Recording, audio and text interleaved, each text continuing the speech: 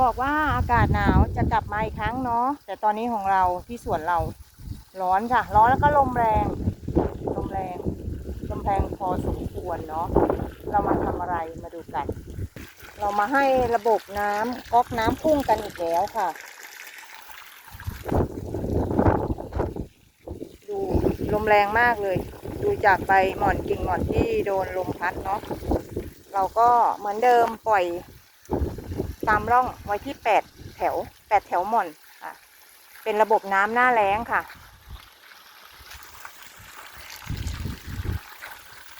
พุ่งไปเดี๋ยวก็จะไหลเทไปปลายทางนู่นเลยนี่ก็เป็นหม่อนรอบเดือนกุมภาค่ะรอบรับเดือนกุมภาของเราค่ะก็ให้น้ำไว้